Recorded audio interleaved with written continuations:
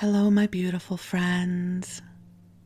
I am Laurel Bleadon-Maffei with Illuminating Souls, welcoming you to this episode of Sleepy Bedtime Blessings, a podcast designed to help you rest, relax, and fall asleep, all while deepening in your connection with your beautiful team of angels who love you so.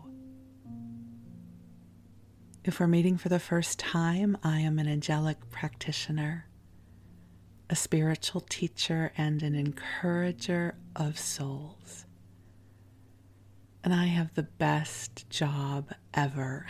I love the work that I get to do in this world. I get to bring love to all of you. I get to encourage you. I get to help you connect with the wisdom of your soul and the inspiration of your heart. And you can learn more about what I do and my offerings at my website, illuminating-souls.com. But just to give you a little preview, I facilitate one-on-one angel sessions, soul mentoring, and a variety of classes designed to inspire your spirit. And about my classes, I want you to know that every month or 6 weeks I offer something new. So there's always something interesting that you can jump into. I just launched my new cycle of a class called The Power of Your Voice, which is designed to help you come into your authentic voice, who you are as a messenger, a teacher, a storyteller. And I'm not sure yet what the angels and I will be cooking up for you in November and December, but I'm sure something wonderful is in the works. So I invite you to visit me at my website, and you can also sign up for my mailing list there, and you'll find out about all the things that I offer. And you can also visit me on social media. I'm on Facebook and Instagram, both at Illuminating Souls. But for now, the angels and I are here to help you rest. Now, there are different ways you can use this podcast. I originally designed it to be a sleep podcast because I'm someone who uses a sleep podcast every night to help me transition from wake to sleep. And so if you are going to use this as a sleep podcast, my recommendation is you curl up in bed, cozy up, snuggle in whatever way serves you best. I listen to my sleep podcasts on my earphones, and I typically will turn the volume down lower than I usually would if I were listening to an audiobook in my waking hours, but I keep it turned down a little bit, so I have to reach a little bit further for the narrative. Because in doing so, it creates a bridge for me to drift off. Now, that's what works for me. Give yourself some experiences to discover what works best for you. I also love using sleep podcasts for those 3 a.m. wake-up calls when my body is tired but my mind is wide awake. And I put on a sleep podcast to help redirect my consciousness so that it can drift back off to sleep. There's several sleep podcasts that I listen to, including one of my favorites right now, which is The Sleepy Bookshelf, where the narrator, I think her name is Elizabeth, I should know after all of this time, reads different books. They just finished with Little Women, And the next one they're going to be reading is The Velveteen Rabbit, which I don't recall ever having read, so I'm looking forward to that. I also listen to this sleep podcast, my own sleep podcast, to help me fall asleep. I love getting to receive the love of the angels, and it really helps me drift off. So I can report back that my own podcast also works for me. Another way that you can use this sleep podcast is during the day. I know many of you do this. You listen while you're working, you can listen while you're commuting or taking your walk or making dinner, and I'll just hopefully be good company for you. You'll get in a little bit of that angel love, which is always a good thing, and hopefully I can keep you amused with a story or two. I just love getting to share with you in this way. I miss the intimacy of wandering conversations. The kind that happen when you spend the day with someone and you wander in and out of all kinds of topics and themes, and it brings a sense of intimacy and connection. And I feel in some ways that this podcast has turned into that. I get to share with you snippets of my life, and I read to you stories that I appreciate, or we wander through old publications together. And hopefully this is helping to create a sense of intimacy within you as well. Because more often than not, my recollections and my stories will spark something for you about your own path. So it is my pleasure and my blessing to be here with you now. As I record this, it is early morning on a weekday. And the sun hasn't come up yet, and things are still quiet. We'll see if they stay that way. We may hear from my neighbor's chickens or from the freeway. That's about a mile away from here. So we'll see what happens. But I am feeling the love flowing through. And yes, I am here underneath the blanket fort. So those of you who listen, you know that I have this cozy blanket that I pull over the monitor of my computer and over my head and create a blanket fort. It helps to dampen the sound, but it also creates a sanctuary of sorts. And I love coming into the blanket fort. I just am realizing I have always been someone who loves pulling the blankets over my head. I know that that's often used as a metaphor for escaping life and an unhealthy life choice. But I want to reclaim the joy of pulling blankets over our heads and curling up, right? Reading underneath the blankets with a flashlight. It's like our own secret little world. So I'm here in the blanket fort. And if you want to pull the blankets over your head as well, I invite you to join me here. It's lovely under here. And the angels are here as well. I feel the love pouring in, and right now it feels like there is a lightness of spirit, which is so lovely. And I'm grateful to be able to share it with you. So how about if I call the angels in now, even though they're already here? I love the ritual of inviting them forward. And just so you know, you can invite them forward too. I do not have the angels on an exclusive retainer. They are here for you. So any time of the day or night, all you have to do is say, hey, angels, You are welcome to bring that forward in a more poetic, prayerful way, but it's not necessary. Just say, angels, will you join me here? Will you be here?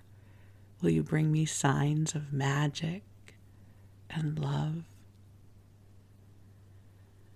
So I invite you to take a deep breath in and release as we gently call ourselves forward into the heart of God.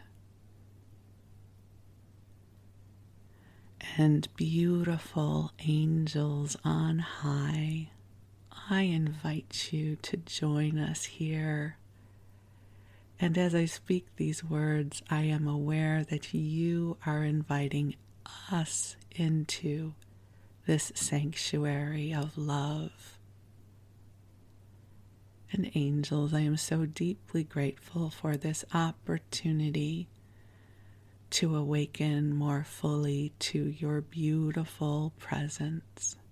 And I am grateful to be here in this beautiful sanctuary with our beloveds who are listening with me right now. And angels, I ask that you clear our collective energy fields through the heart of God and sending healing light through all dimensions of time. And angels, I ask that you help to infuse into each of us a lightness of spirit, helping us remember who we are as divine beings in human form, bringing to each of us sparks of inspiration, soul whispers, and beautiful portals of opportunity that will bring us deep joy and authentic fulfillment. So, dear ones, just take some nice deep breaths in and out, allowing the waves of love and light to envelop you, to bring to you comfort, to help you replenish and restore, inviting your body to receive this love, sending blessings of light to your beautiful body just as it exists right now. Breathing this love into every cell of your body, every thought in your mind, and every emotion in your heart. You, my friend, you are a blessing in this world. You are precious, and this world is better because you are here. So take a deep breath in and allow your angels to bring this love to you now. You know, divine love is such a powerful experience to receive. And I know it can be frustrating sometimes if you perceive that you cannot feel it or know that it is here other than the words that I share. But as we talked about in the last podcast, your imagination is a powerful gateway to connect with this love. The place where your imagination resides in consciousness overlaps a bit with divine guidance. It's not one and the same, but they share some territory. And so, if you will imagine that the ultimate, most loving presence in the universe is sending love to you now, a love that exists beyond time and space. A love that has nothing to do with what you've done today or what your body looks like or the value you place upon your achievements or your challenges. As I've shared before, divine love has much more in common with the sun than it does with our human expression of love. Because as much as we like to think we have the capacity to love unconditionally, it is often conditional, not in a dark and terrible way, but as humans, we experience a bell curve of loving, whereas the sun is the sun is the sun. Regardless of who or what is present, the sun is the sun. Good person, bad person, loving person, not loving person. The sun is the sun, and it shines without prejudice. And if this is the sun, how could God's love be any less than the sun? Divine love it exists. It is a frequency of this universe that always is. And through this exploration that we do together in our episodes, we are helping you learn to attune to this frequency, this broadcast, this vibration of divine love that is always available and here for you. It exists. Whether you're aware of it or not, it is. Isn't that wonderful news? So take a breath in and you bathe in this beautiful love the way a cat might bathe in the shaft of sun coming in through a window on a summer's day. You bathe in this broadcast of love, even if you're not sure you are feeling it or receiving it. Just believe for the next few minutes that it is here with you and for you, as your angels come together to amplify this divine love in service to all you are navigating in your life right now. The angels know what you are moving through. They know the intimacy of your heart. And so as you come into this place of receptivity and rest, they are bringing this love to you now, calibrated for you. So yes, divine love is divine love, and it also can be imbued with intention to support each one of us. So the frequency of light and wisdom and love that I might receive might be slightly different than what you receive, because perhaps right now what I am craving is inspiration. And perhaps what you are craving is compassion, right? Each of us is on our own unique path. It shifts from day to day, from hour to hour. And this divine love is mutable and can always and forever meet you where you are. So just take a breath in and receive. Your angels are with you now. They have such deep, abiding love for you. They are here to help you connect with the beauty of your authentic self. As you become more aware of the wholeness of you as a beloved of this universe, I affirm that goodness is flowing to you now. That sparks of inspiration are germinating for you. And that new opportunities, new joys are flowing to you. This world can be a beautiful place.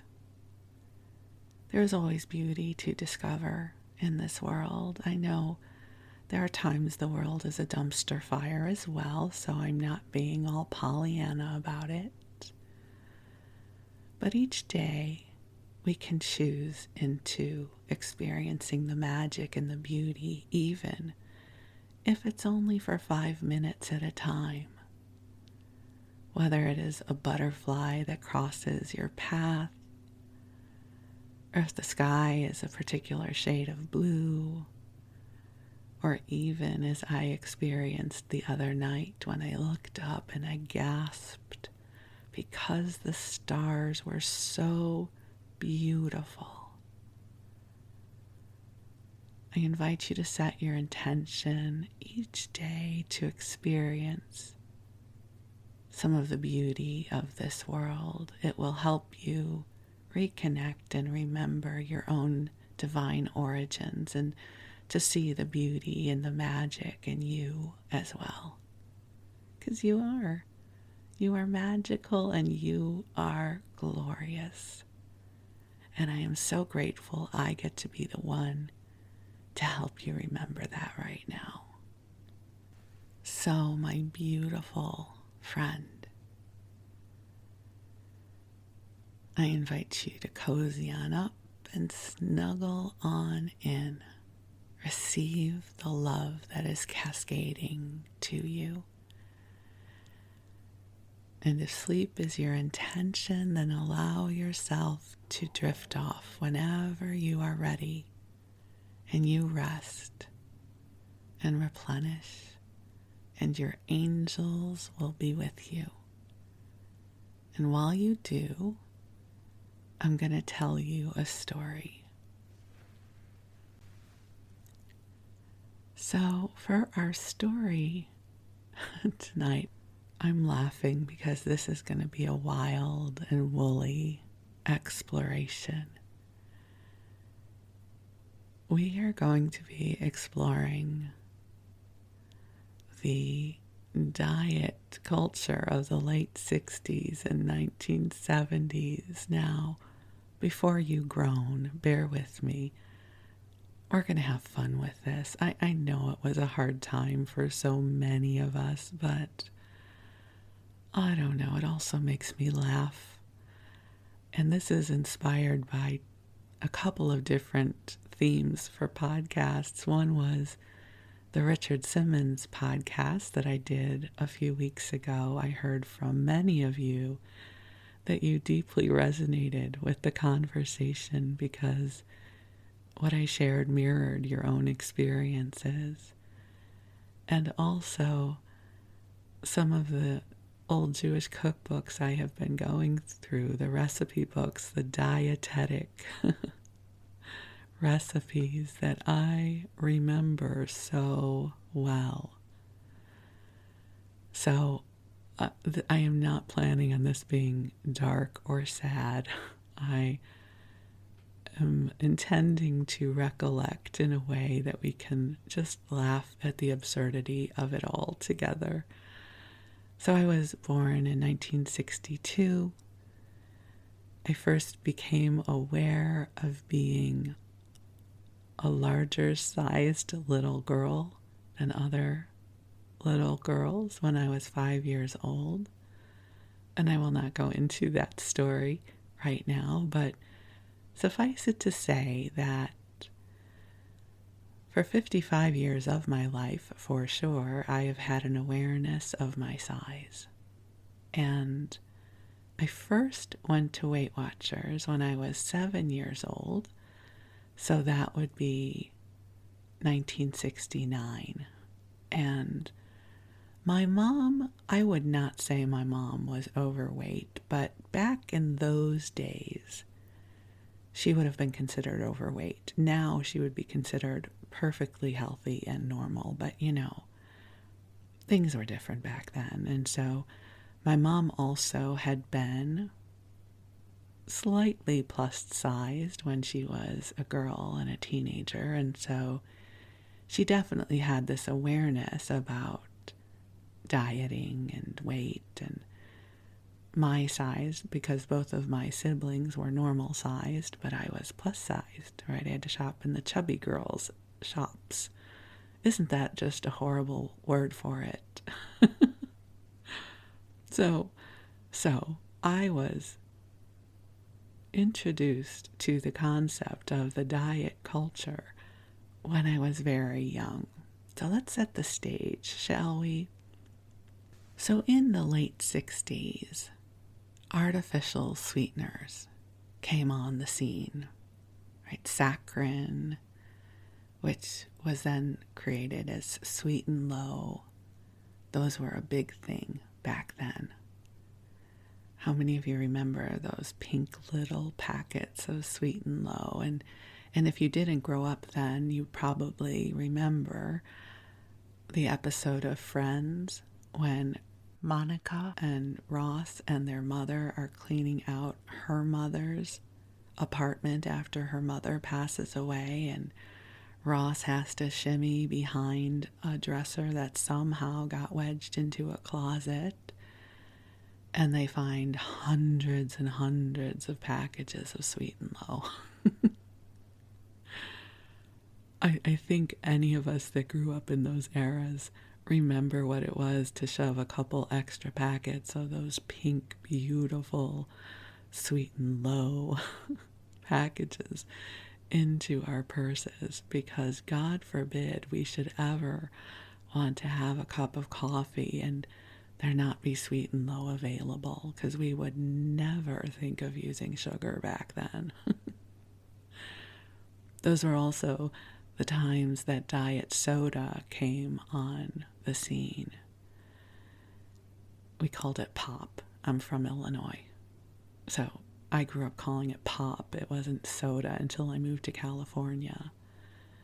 And so a lot of diet pop was consumed in my day in the form of Tab and Fresca and was it Shasta, which was sort of an economy brand, but they had a lot of weird flavors like black cherry soda that would be used in recipes. I think I've shared with you before, one of the Weight Watchers recipes that my mom would make would be baked apples, and so she would core the apple. I don't know, there would be something stuffed into the apple, maybe a few raisins, whatever it was. It couldn't have a lot of calories, but I do want to say there may have been a few raisins and a nut or two, but very few. And then the core of the apple was filled with diet black cherry soda to sweeten it and give it flavor. So back then we were looking for food substitutes that had been engineered by scientists. We thought this was all the rage. And how cool that was, that we could have things that tasted like other things that had no calories. I look back now and I don't know, it just makes me laugh. So I went to Weight Watchers for the first time when I was 7. Back then, Weight Watchers was hardcore. I just went back and looked. So Jean Neiditz founded Weight Watchers in 1963. So when I first went, it would have still been in the early years. And seriously, it was hardcore. Part of the Weight Watchers program was you had to eat fish 5 or more times a week. You had to eat liver once a week, which was not a hardship for me because growing up Jewish, I grew up with chopped liver. But I realize now, for many people, liver is a trauma food, right? It's like, ugh. So, but you had to eat liver once a week because I wanted you to get in your iron. This is before we knew much more about nutrition than we know much more now than we used to. And as a kid on Weight Watchers, I had to have, I think, 5 glasses of milk a day, something like that, 5 servings of milk. And so Weight Watchers and the diet culture was all about making imitation forms of the foods that we could not have. And we would try to fool ourselves into believing that these were real food. So to help us walk down memory lane, if we can call it that, I have actually purchased a few dietetic recipe books from that era off of eBay that we are going to go through together. And I thought we could have some fun with this. The first one I want to share with you is one I actually shared in another podcast, but it is worthy of repetition.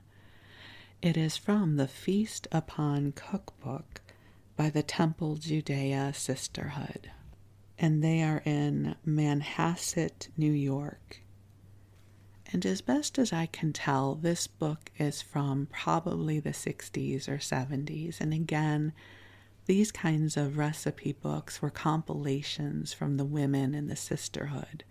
So these aren't necessarily a chef's version of a recipe. These were what the women were making in their own home, and they would trade recipes and compile them into these cookbooks. But this so far is my favorite and wins the prize. This is Diet Apple Pie. And there are no air quotes here. This is what they are calling it, Diet Apple Pie, with no crust, underlined, no crust. Put in a pie pan or square pan 4 apples, peeled, cored, and sliced. Well, so far that would make sense, but here's where it gets interesting. Dissolve 1 envelope of Knox gelatin in 8 ounces of Fresca. So, gelatin factors into many of these recipes.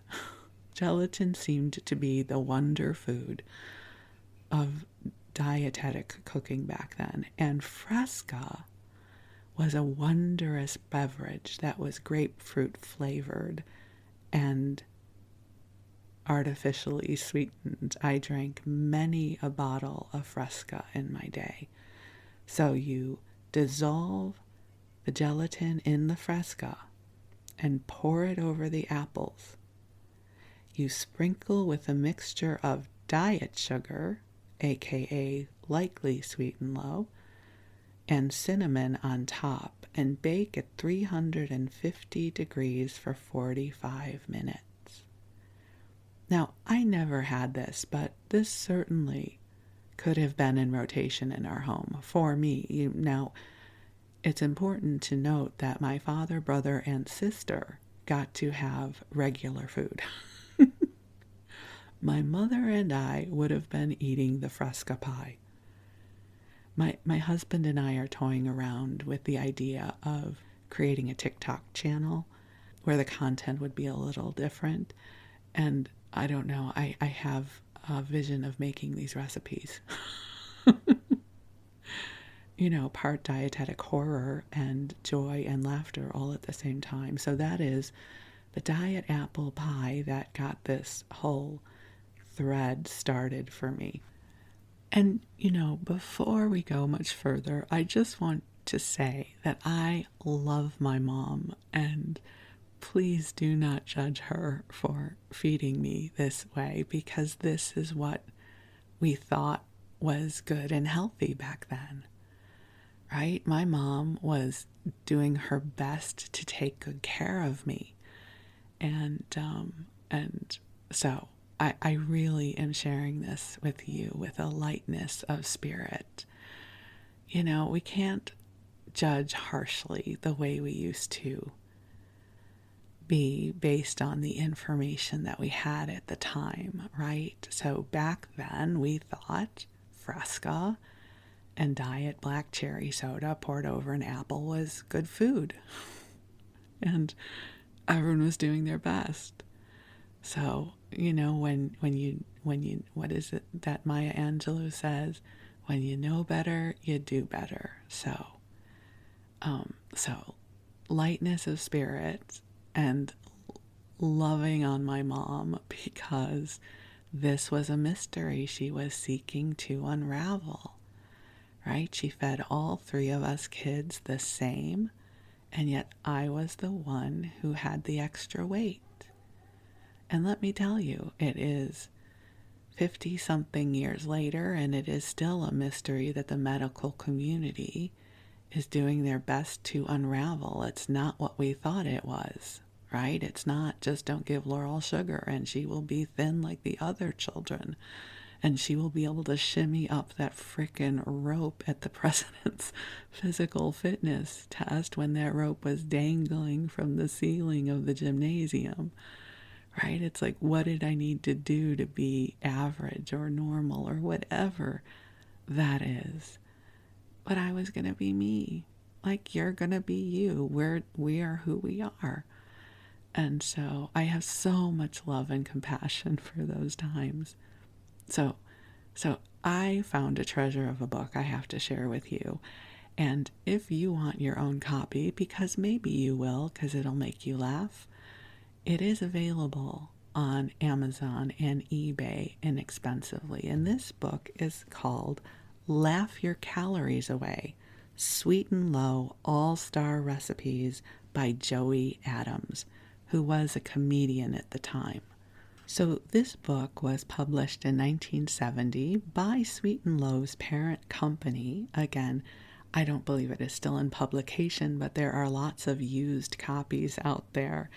And they have recipes from all of these different stars from the 70s, including, I'll go down the list, Zsa Zsa Gabor, and Zsa Zsa gives an apple turnover recipe with Sweet and Low, and I am positive none of these celebrities actually gave these recipes. I'm sure Sweet and Low's test kitchen came up with these recipes and then assigned them to the celebrities. I don't have proof of that. I'm just pretty sure that's what happened.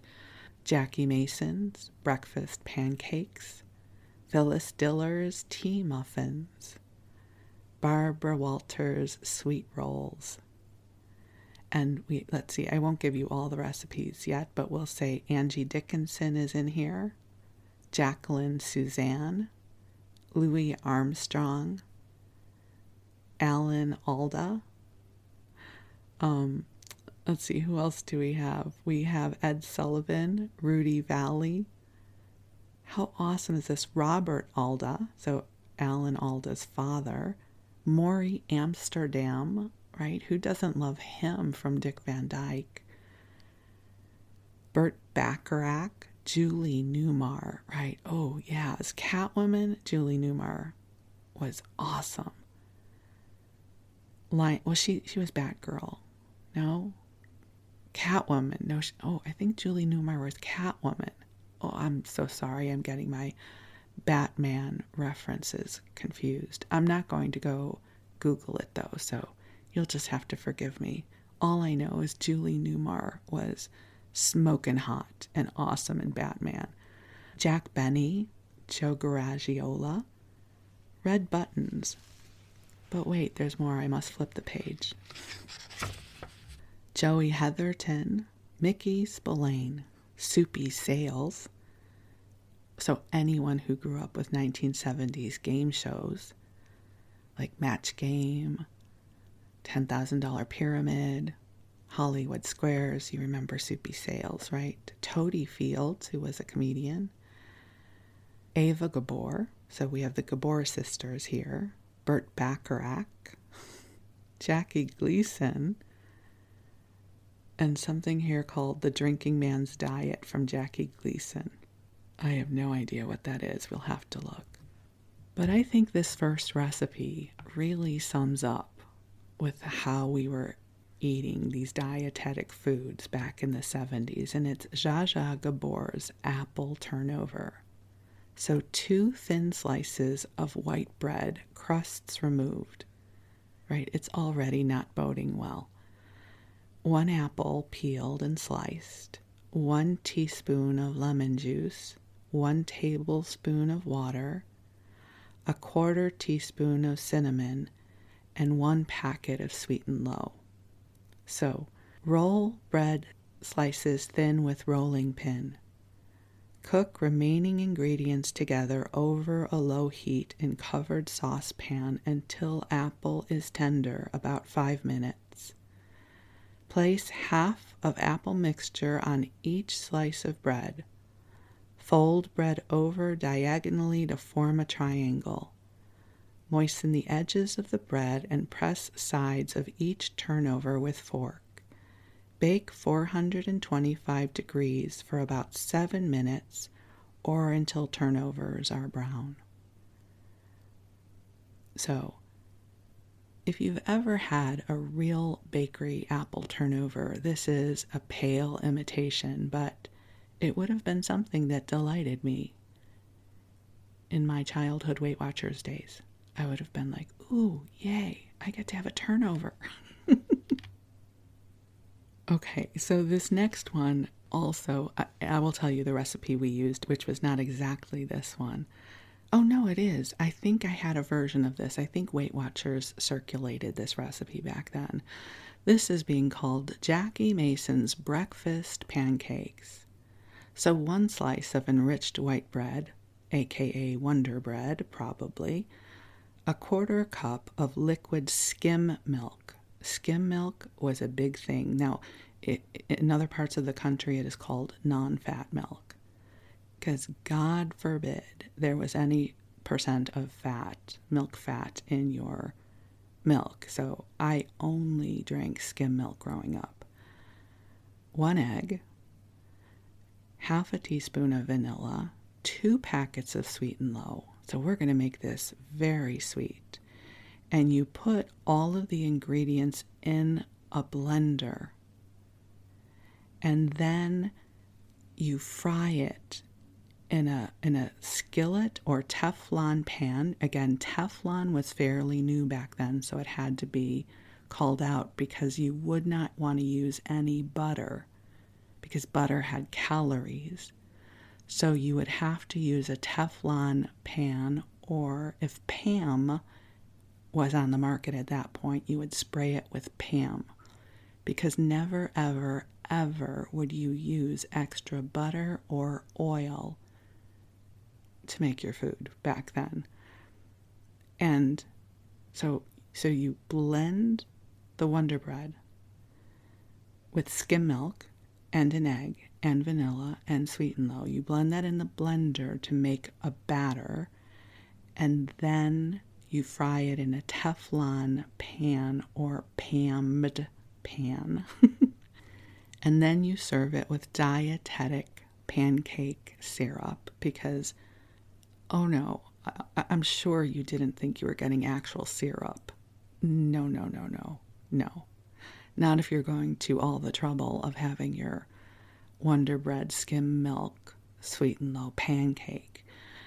Now, I have to tell you, I had a lot of those pancakes in the day, and here it says different variations. You can add 1 thinly sliced apple.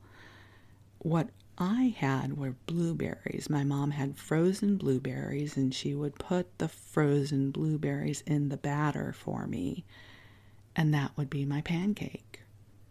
I loved it.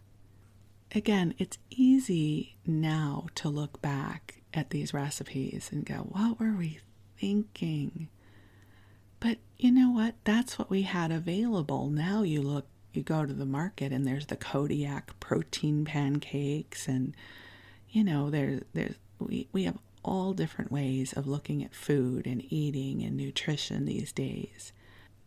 There used to be a dish I would always make, which would be, I would get and this was as an adult, this would have easily, I would have eaten this into my 20s and 30s. I would get the thin sliced bread. I mean, I did not start buying regularly sliced bread until I was in my 40s, I don't think. I always would buy the thin sliced bread, which was typically 45 calories a slice and made with air, a lot of air and a little bit of wheat. And I would take an egg and a little bit of skim milk, again, non-fat milk. I did not start, and just so you know, I am somebody who consumes dairy. I did not start buying 1% or 2% milk until I was, again, in my 40s or 50s even. So non-fat milk, a splash of vanilla, a packet of whatever artificial sweetener I was using at the time. It could have been Sweet and Low, probably Sweet and Low back then, because I don't think Splenda was on the market at that point. And I would make a batter and I would make French toast out of my diet bread, which was an okay meal, right? I had an egg, I had dairy, I had some bread, and of course the sugar-free syrup. So my whole life had been making accommodations for this way of eating. You know, having imitation kinds of food that would get me there. I just find it fascinating. These days, I for instance, I still like cottage cheese. Cottage cheese is a big food back then. Okay, wait. Sorry. I just had a spontaneous laughter boiling up because I just remembered one of the foods we used to eat. And I don't know that I'll find it in any of these cookbooks. But if you are in my age group and you Weight Watchered, you will remember this. It was the Weight Watchers breakfast cheese Danish. Okay, hang in with me. You take 2 pieces of your diet bread, again, thinly sliced, right? You lightly toast it. And then you take like a 1/4 cup of non-fat cottage cheese, no fat for you, no fat in anything, non-fat cottage cheese, sweetened with your Sweet and Low and maybe some sugar-free jam and some cinnamon, no sugar. And then you put the cottage cheese on the toast and put it back in the toaster oven so that the cottage cheese, it doesn't really melt. It just gets warm. And that was your breakfast cheese Danish. I had many a breakfast cheese Danish a la Weight Watchers in my day. And so you would think I would have bad feelings about cottage cheese because of how much of it I had to consume throughout my various stages of dieting. But I actually like cottage cheese. But I only eat full-fat cottage cheese now. It's not really full fat, it's 4% fat. But it's a good source of protein, and I really enjoy it with fruit. I also, one of my lunches during, this would have been when I first started working, because I remember going to the TV station when I was 21 years old, and this would be one of my lunches. Again, I was not on Weight Watchers at this time. I was on something called Diet Workshop, which was similar to Weight Watchers. And so I would get to have, I think maybe only half a cup of cottage cheese, maybe a cup. It wasn't much cottage cheese. And you put in a little bit of Cool Whip, not much. I don't think they had sugar-free Cool Whip then, so I think this would have been the full blown Cool Whip, but just like a spoonful. And then I would take some of the powdered sugar-free flavored Jell-O, like strawberry or cherry, and put some of the powdered Jell-O into my cottage cheese concoction and some sliced strawberries. and mix it up. And it tasted like a dessert to me. And that was my lunch for many a day. I would always get hungry 2 hours later, of course, because it wasn't enough food. But I ate from the wellspring of cottage cheese many times. And I still eat it. I do enjoy it now. But I only enjoy the one that has the fat in it. I don't see the point in the other one. Okay, let's see what else I can find. Okay, here's one. I've never had it, but I'm sure we would have had we known about this recipe, which reminds me of my wonderful cheese Danish recipe that I just shared with you. Okay, this is Earl Wilson, and I will say I'm not sure who Earl Wilson is, but based on his little snippet here, it sounds like he's a comedian. So my apologies to Mr. Wilson. I don't know. I wish I knew more about him, but he is assigned the recipe for strawberry cheesecake. So 1.5 cups of cottage cheese. So cottage cheese and gelatin were huge in the diet culture back then. So 1.5 cups of cottage cheese, 3 eggs, 1/4 teaspoon of salt, 1/4 teaspoon of almond extract, 4.5 packets of Sweet and Low, and strawberries. Cream the cottage cheese by putting it through a sieve and then beating it with a rotary beater or use a blender.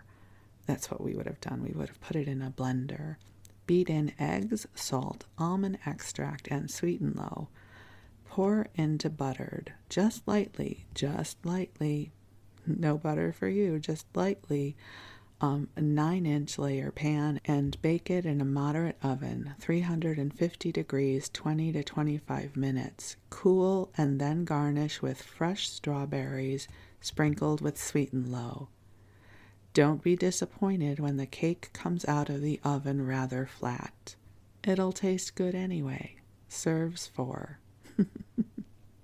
Okay, and then we're going to go over to William B. Williams, who is a radio commentator.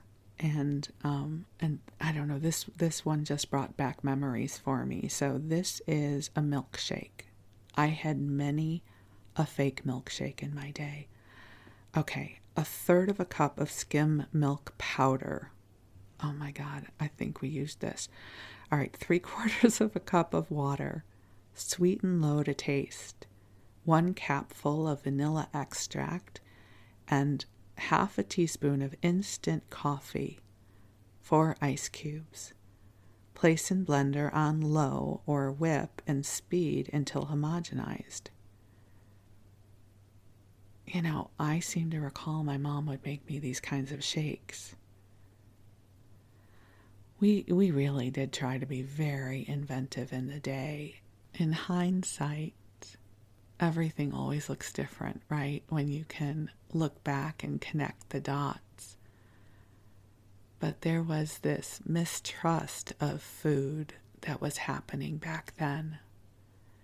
And so sugar was the enemy and fat was the enemy. And so we were looking for ways to shift how we were eating. And it's interesting because I think we still do that now, right? If you look at all the keto recipes, and I mean, I make protein ice cream in my Ninja Creamy because I would not ever eat regular ice cream anymore. And that's not, I don't think that's a bad thing. I don't eat sugar anymore, not to deprive myself, but because I have a very addictive relationship with it. I can't just eat a little bit of sugar. And I'm talking about refined sugar here. So, you know, the really good stuff, the, Halloween candy kind of stuff. I just, because I either can have no sugar or I can have all the sugar. And so I actually went off sugar in August of 2019. And so it's not that I rely heavily on artificial sweeteners in the same way that I did back then. But I I like to eat foods that are naturally sweet. I think that's one of the reasons that I am so in love with fruit when it's in season, right? It's so sweet.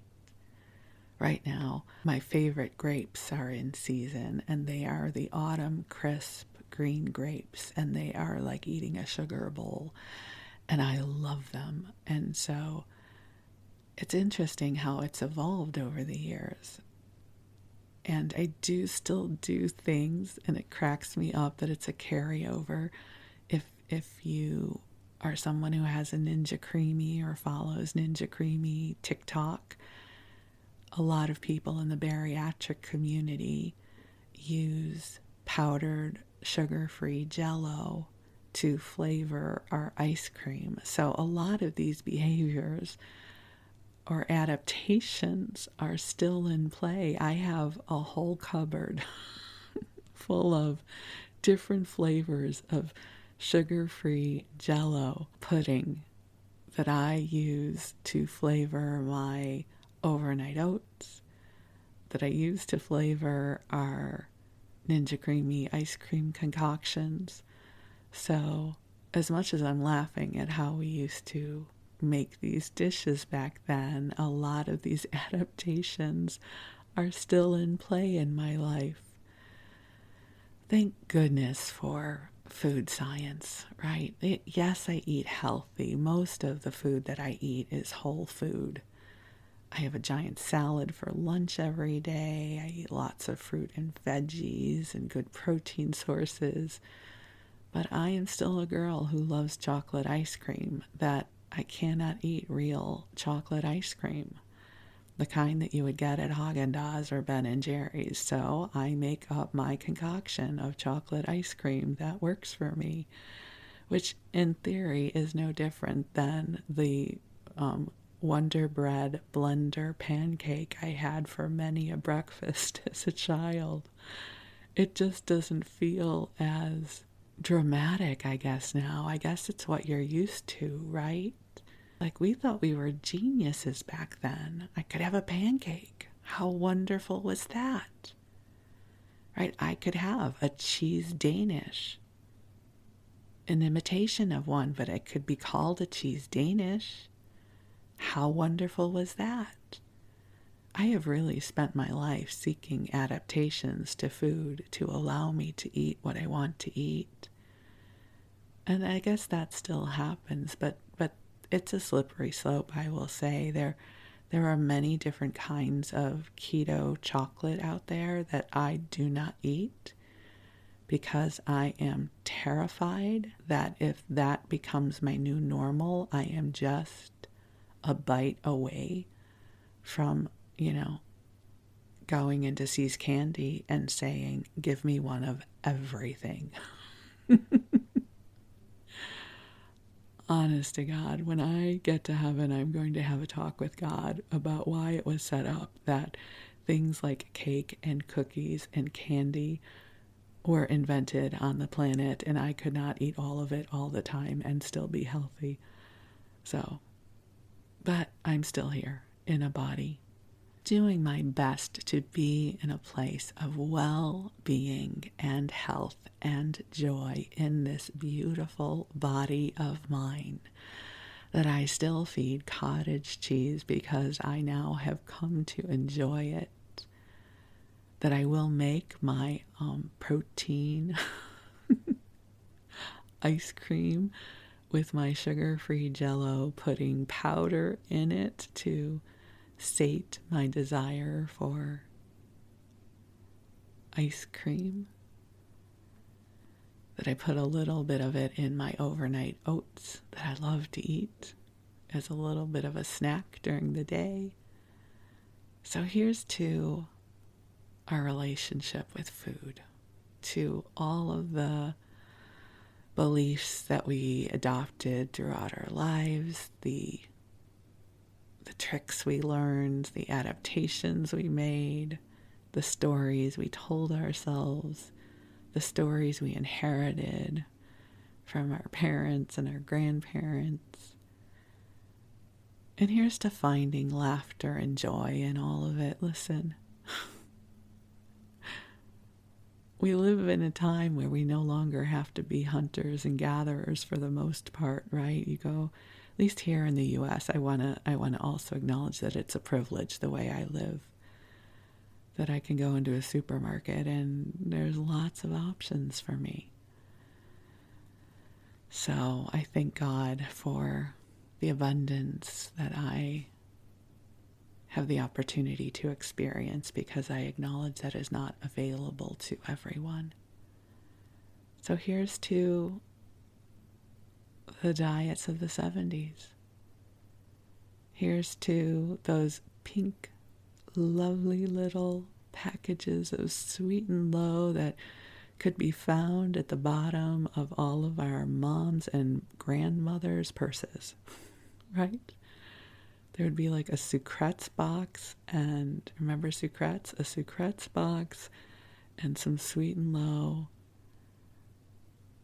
and a piece of Kleenex. So here's to our memories that we get to share together, and thank you for letting me share some of mine. I love you so much, and I so appreciate our time together.